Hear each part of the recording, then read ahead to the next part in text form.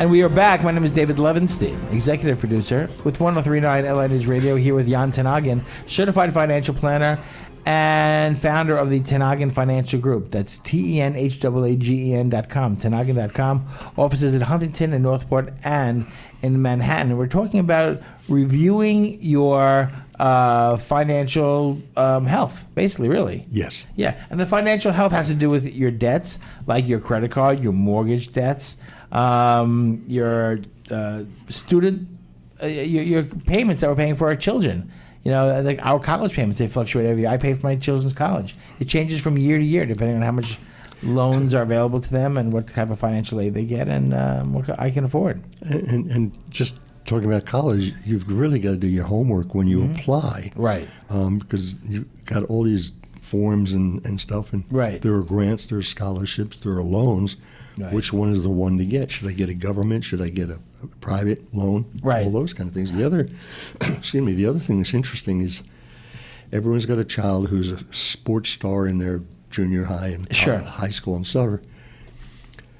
I don't know what the ratio is, but it's like 1 in a bazillion is actually going to get to win the World Series as the Cubs did. Right, right. When you go to these schools, if your child is very gifted, but maybe not world-renowned kind of level, go to secondary schools. They're going to probably give you a better shot at getting a scholarship. Sure. And once they offer you X, right. you can sit down and not roughly, but negotiate with them and usually get that little higher. Right. So there's a way to help pay for that school without detriment. You know, those private schools that you think cost a lot more money, a lot of them have a lot deeper pockets than the public schools. You know, student schools don't have such deep pockets. But there are some private schools out there that on paper cost $65,000 a year that you can actually get into for quite a discount because they have large endowments. Well, I went to a school called Blair Academy in New Jersey. Okay. And back then, my dad went there in the 30s. I went there in the 60s. It was very good, very good. It was all boys school. Now it's a co-ed school. They are now one of the top schools in the country. Really? And it costs, heck, I think it's $40,000-$50,000 for a prep school. Wow. But as you said, there are an awful lot of scholarships, and if you're from a different country or a different whatever, there are freebies for some people. I'm speaking with Jan Haagen. He is the founder and CEO of the Haagen Financial Group. That's TENHAAGEN, TENHAAGEN, and he has offices in Manhattan, offices in Huntington, and in Northport. He is a certified financial planner. He is our investment portfolio repairman, and we've been talking about reviewing your financial health. You know something? You go to a doctor every year for a full physical. Right. Right. This is something you need to do a little bit more often. Well, it's true. Yeah. And, you go to a doctor. You're not going to go to a brain surgeon who was the lowest in his class or her class. You're going to go to the best. And when you're looking at your finances, which is your retirement and endowment to your children, that's correct. Find the best you can find. The best that you can find. And by the way, and the best that you can find, really, the years of experience that Jan Haagen offers you. As his experience, he has seen clients through so many markets, you know, through how many market corrections? I can't count them. I mean, just in the 90s and 2000s alone, we've had several market corrections, major market corrections. And you get a 20% correction about every 4 to 5 years. Right, and it takes a little while to come back up. You know, when the market corrects, it drops off a cliff, and then it slowly climbs back up. Usually it's like a check mark. Like a check mark, right. It goes right. down fast, goes up fast, and then it stabilizes and slightly goes up from there. Right. But if you look at the charts from the 1800s, right. Yeah, it goes up and down, and we always have a major crisis. Right. You know, people are freaked out about the election. Sure. The statistics say it's 2 to 3 percentage points that it affects the market. So it's really a drop in a bucket. Right. Well, people will wait to see the outcome on next week, you know, to determine where they want to put their money. You know, wait, put your money? Yeah. Your money is invested. You've got a proper allocation now. There's no reason to adjust it. Right. I agree. But I speak to a lot of people, And yeah, as you do, right? Sure. And people say, "Oh, I don't know what's going to happen with the market, if Clinton is president," or "I don't know what's going to happen to the market if Trump is president." I'm like, I don't know. What happened to the market when Reagan became president, when Carter became president, and when exactly, and when Bush became president, or the Clintons? It's a little hiccup, a little or speed bump. Right. It jumps over a hurdle, and guess what? The money keeps flowing in. Well, some potholes are bigger than the others, but they get repaired, filled in, and everything becomes fine again.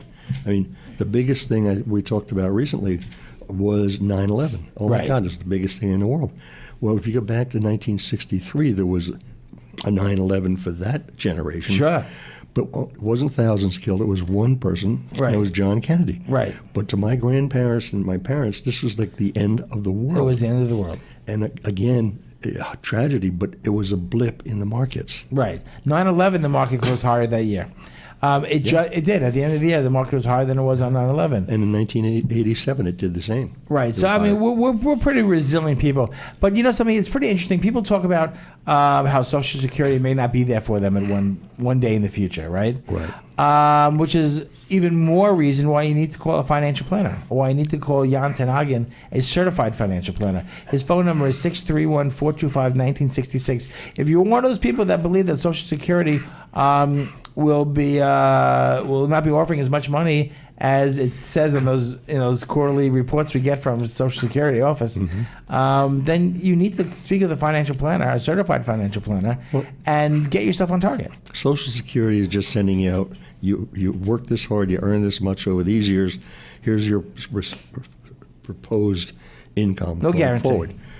If you're concerned that Social Security is not going to be there, and there's not enough money coming in because there are less people working now than the people collecting, call your congressman, call your senator, call your legislator, and say, hey, I'm concerned, and do something up there rather than just talk back and forth because elections are coming up. Yeah. Hey, listen, Social Security, their problems, it was never designed,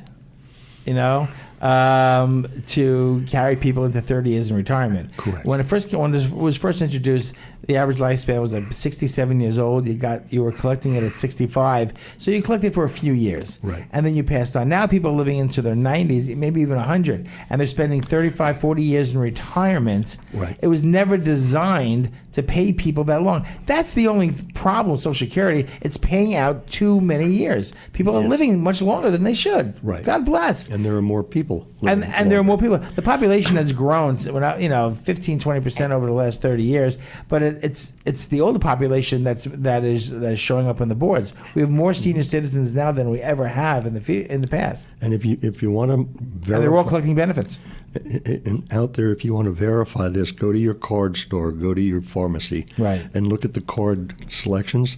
20 years ago, there might have been one card, Happy 100th.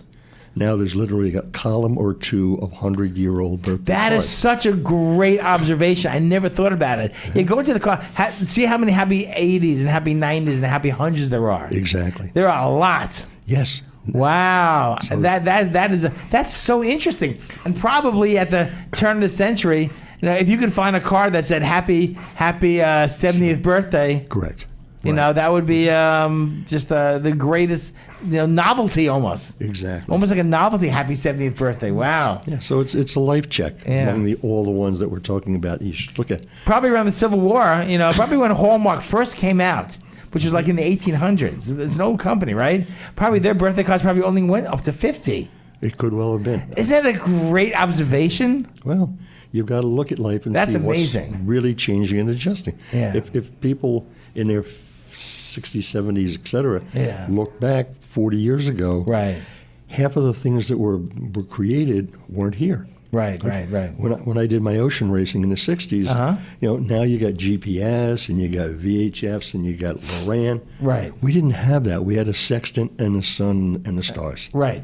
So it's incredible advances. Probably the people that own Hallmark back then when it first came out, they probably never have fathomed, right? They never imagined that they'd be printing cards that went past the age of 60 or 65 years old. No, and they're saying that 10 years from now, right, the top 10 or 15 jobs aren't even there today. They're going to be invented and created. Oh yeah, we have a job. But listen, what my son does for a living, he writes code for computers for database companies. Right. That didn't exist 10 years ago. No, There was exactly. no such thing as that. Right. Those jobs were maybe there were the 3 of them in the country. Yeah, when I started looking at computers, it was binary numbers. You had X's and O's all over the place. Right. I don't understand them.